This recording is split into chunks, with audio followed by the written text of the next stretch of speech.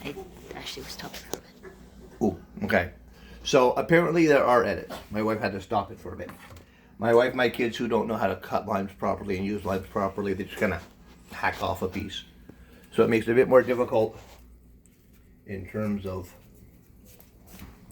using for cooking and the like. And again, there's no recipe with this. There's no, obviously no recipe because I just got myself sprayed in the face with some lime juice. There's no preconceived what we're going to do, no actual marinade per se. It's just, what do you feel like? What do I want to do? There's no real right or wrong way to do it, except making sure that it's cooked. Because salmonella is not your friend. Unless you want to poison somebody. Well, I mean, yeah, if you got an ex that you don't like, that, you know, under the guise of a makeup dinner, you know, and you want to kind of make her think that you're rethinking the relationship, and then you drop the surprise, haha, screw you, I'm not, then, you know, maybe salmonella might be a nice breakup meal. Or, you know, you got somebody that's cheating on you and you want to break up with them. Bit of food poisoning might be a, you know, a emphatic way to say, no longer want you in my life. But note, this is not legal advice. Do not take my advice legally in matters of attempted food poisonings of soon-to-be exes. And I am talking hypothetically for legal purposes. You know. But okay, that's warming up. Ooh, yeah. So we toss in a bit of our oil. Bit of oil there. Note to self. Also make sure that you don't have a minor injury on your thumb when you're squeezing lime. That tends to not the most pleasant feelings. Not a painful thing, but something you definitely don't want to have to deal with on a regular basis. Yeah, Kiara. Where's Kiara? Kiara's going to the washroom. That is Ms. Marilyn, the youngest of our monsters. Where's Mommy? Mommy's right here. Yes, Mommy's right here. Ooh, look at that. Oh, yeah. There we go. So the oil and the butter together will stop it from actually burning. Your oil can get too hot, your butter can drown and burn. The two of them together, it kind of makes it a little bit of a nicer, better cooking. And it gives it a bit of a nicer, richer flavor, I think. Most of your professional cooks will go add the butter and the garlic and put that all together, and you know, there's a reason why they do that. It tastes good. Tastes yummy. You know, maybe I'll even toss some soy sauce into that afterwards. I don't know. We'll find out. We got a nice, that's a nice looking color. That's the whole point. So, you're the whole point, child. I'm not talking to you. Well, fine. Don't talk to me then. I'm talking to you.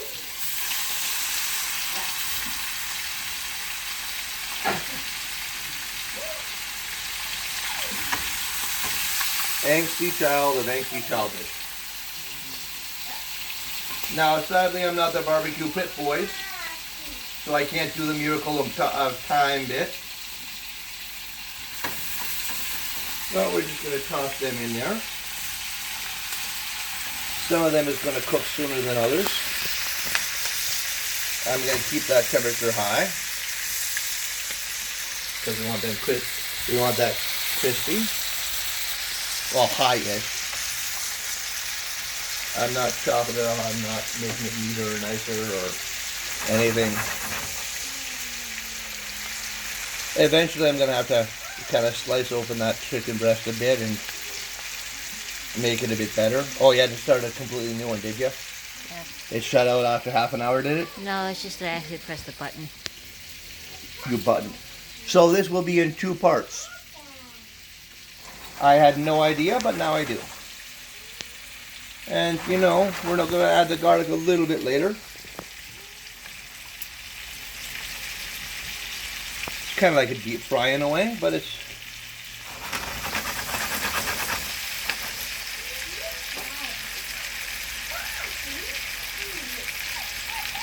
Yeah, that's still just heating up. That hasn't actually gone to time and pressure yet, has it? No.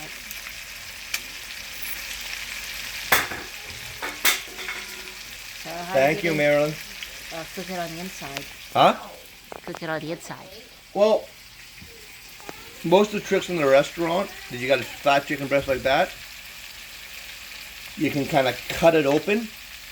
You know, it's cooking. You cook one side, you cook the one side, you cook the other side, and then when it's there, you kind of cut halfway along. You kind of butterfly it open and cook it straight down that way.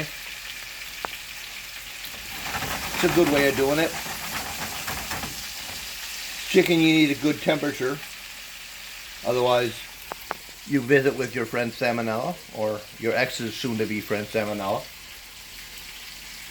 I don't want you to have Salmonella. I like you people who are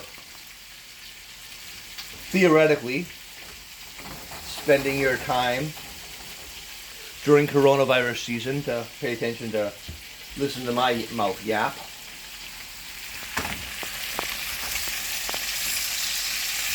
See, so we got some nice browning there.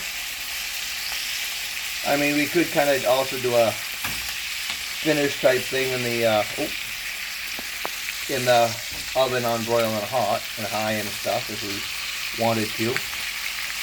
Because there's no way that that's anywhere near being done. Right? But we want some nice good color on that.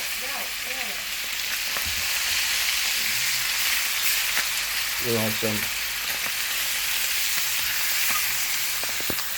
Alright, we want some good color, we want some good flavoring on there, and well, that's going not bad. You know, we're getting juices. I mean, when I make my chicken wings, generally I toss it on a broiler on a tray for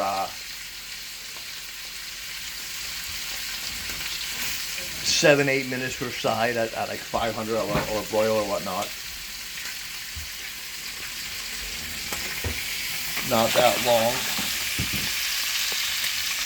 But again, we got the bone in, so for the most part.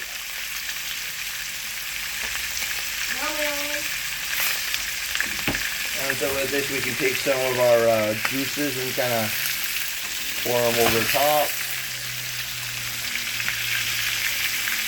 The like. Maybe I could have done a bit more. Could add a bit more olive oil and butter, I guess. But we'll see how she goes.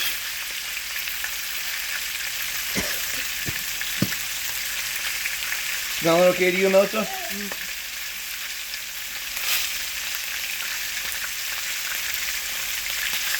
I'm not terribly worried about it burning, catching on fire. Although putting it down is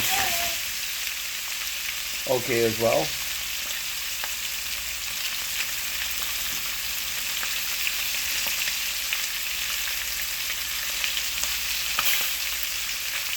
And look, if you really need a treat,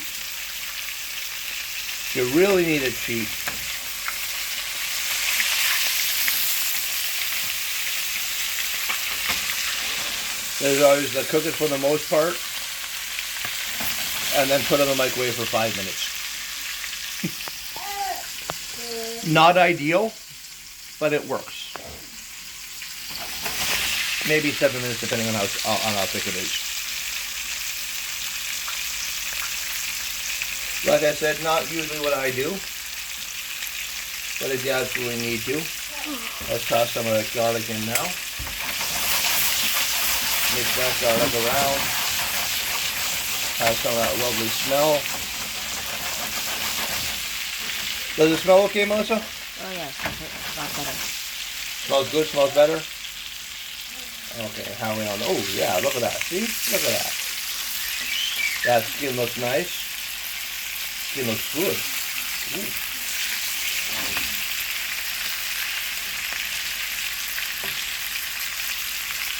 It's going nice and the color's looking good.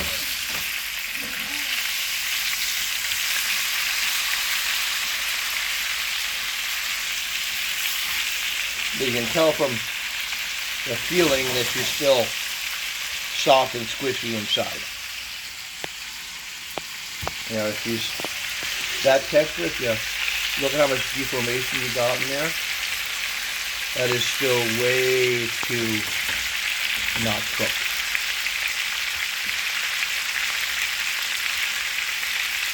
Light meat, dark meat don't matter then.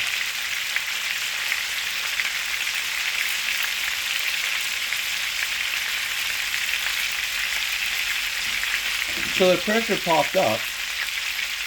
She didn't already cook all the way, did she? Oh. Hasn't gone very final yet. It takes a while because of all the water. Yeah.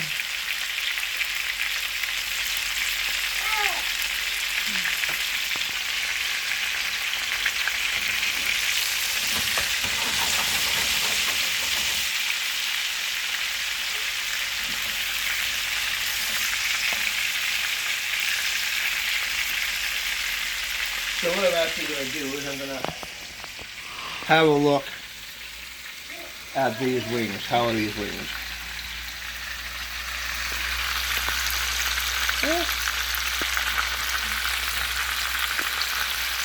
Those are actually not that bad. Still got some clear juices, but we're getting there. You don't want the juices quite like that. Let's have a look at our leg. What do we got? Oh yeah, I can feel the way she's fighting. I wouldn't think it'd be done. No, she's not.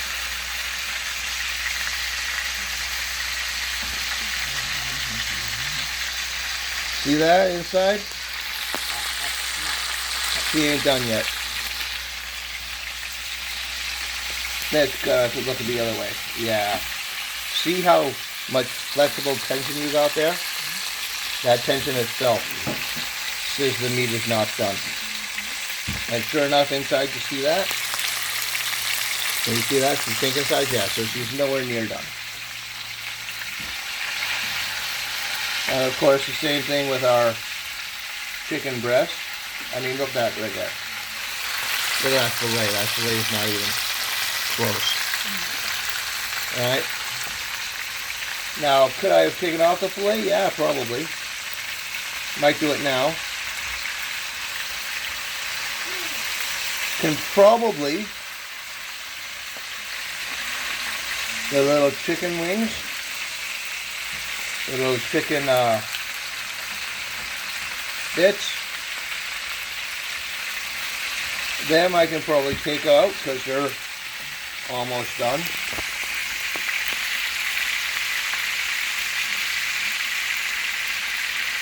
These little bits. Now personally, when I make poultry, when I make turkey, chicken, I do like to brine. I love brining.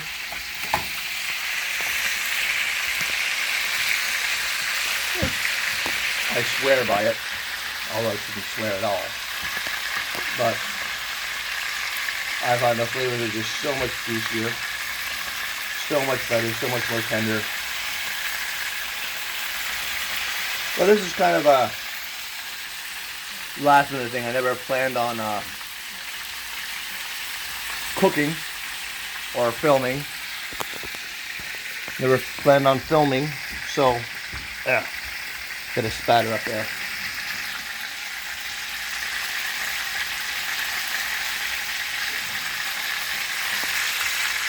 Those little fillets are probably good. Let's see. Oh. You probably want to get a different... Yeah, I gotta see how that cutting works. How different cutting work? Yeah, we get a different cutting work there. Let's see how that looks on the inside. Those little fillets.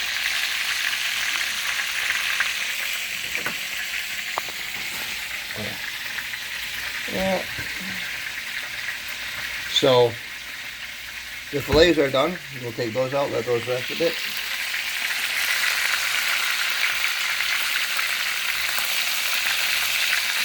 Those are pretty thick, so it's going to take about 5 to... Well, now I'm going to take these. Oh, gentle guys. Gonna slice it in about half-ish. Alright. So she's almost all the way through. See that? Take this one here. Do the same thing. Chop her till she's pretty much in half. I could have,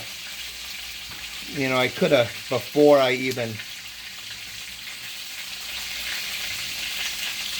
cooked it, I could have cut it in half as well. I'm going to place that on.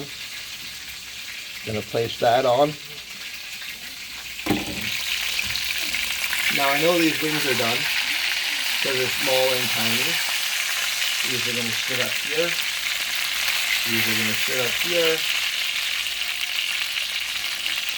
So let's kind of take that.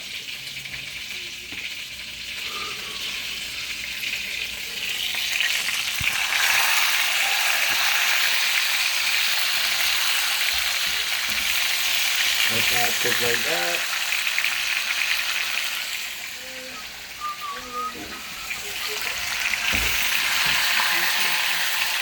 Let that kind of cook like that. Flip those over a little bit more.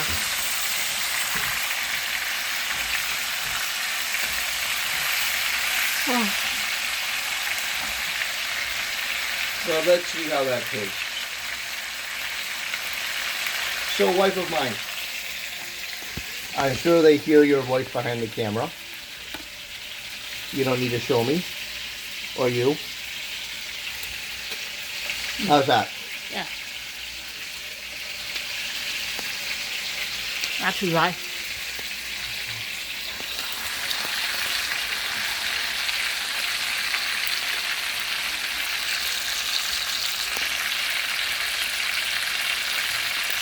Yeah, not bad.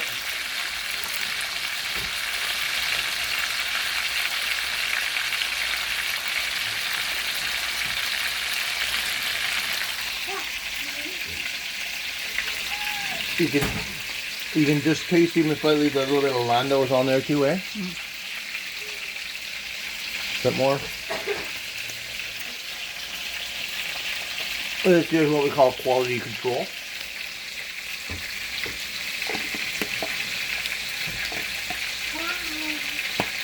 I mean, I don't want to give my kids bad food or nothing, right?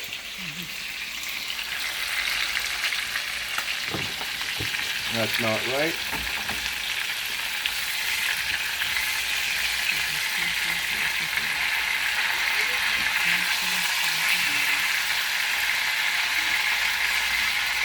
Now again, this is browned, it's not burnt. It's nice, because I left the skin on, right? So when we're doing a fry,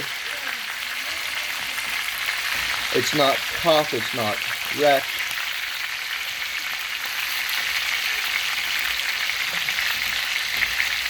Got some good flavors.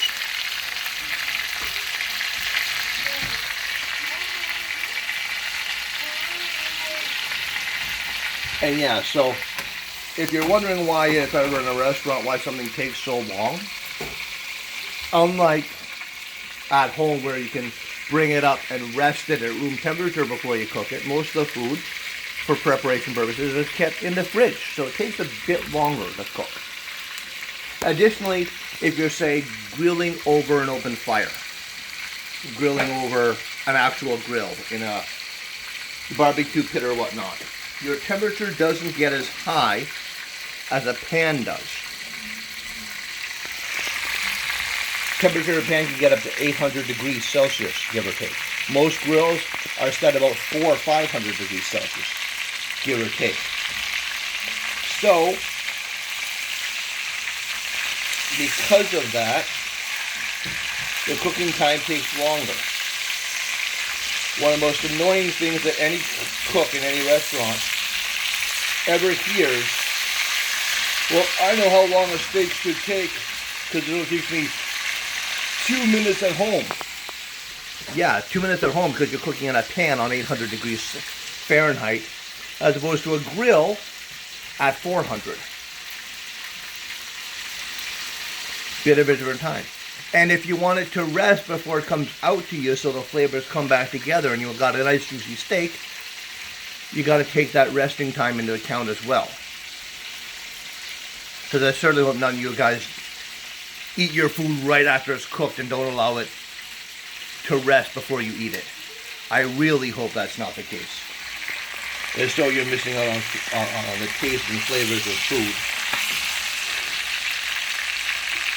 So again, let's check our leg with bone in. What do we got here? Oh, we're almost there. Now again, this is dark meat, it's not light meat, but you can see we're almost there. There's still a bit pink on the inside. Let's check this one. So even with your dark meat, it's still going to be somewhat more pinkish in the middle. Just making sure it's not slimy. Right, as long as it's not slimy, as the wife said. Right, so you see that's red, but it's not slimy. You want the juices in there. You don't want it dry. Nobody likes dry chicken. And if they like dry chicken, why are you feeding them? Don't be cooking dry chicken for nobody. You want dry chicken, eat at KFC, okay? Yes, I just slammed KFC. I don't care. Not a fan of KFC. Never have been. You want good chicken? You want good restaurant chicken? Mary Brown's. Oh yeah, you can't go wrong with Miss Mary Brown's. I'm in Hamilton, Ontario. So that means that the Mary Brown's that you go to here in Hamilton, run by Tony, is on Centennial Parkway. Tony's a great guy, phenomenal guy. Customer service there, literally second to none.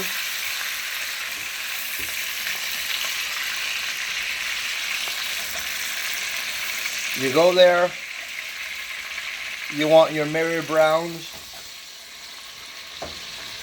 you'll never go anywhere else. You won't go to Popeyes, you won't go to KFC. It's a completely different, beautiful animal. Alright, we're kind of frying that just a little bit more.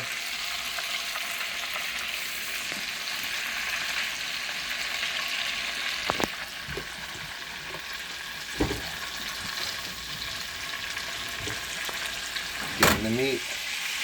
Okay, so. Yeah, yay, hi. Everything's almost done.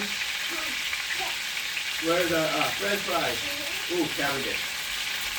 Cavendish is like fries. Cavendish makes good fries. Some people like the McCain's. I'm more a fan of my Cavendish than McCain's. I believe they're Canadian. Huh? I believe they're Canadian. McCain's is Canadian too. We need about that much for our family of 7.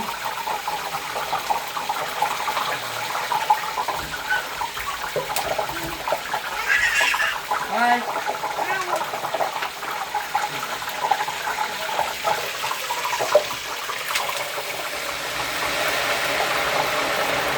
That is a lot of noise.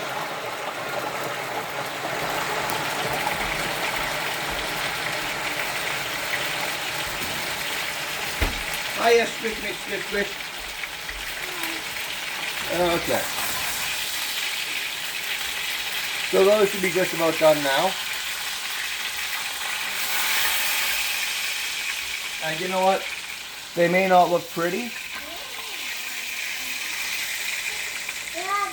We'll let them rest. They may not look pretty, but they're good. So, unfortunately, we have no bacon fat. It's a sad, sad day in our house when we have no bacon fat and no bacon. But all is not lost. All is not lost, all is not lost, all is not lost. Here's what we're going to do. We're going to take some of our butter and olive oil. We're going to keep it aside.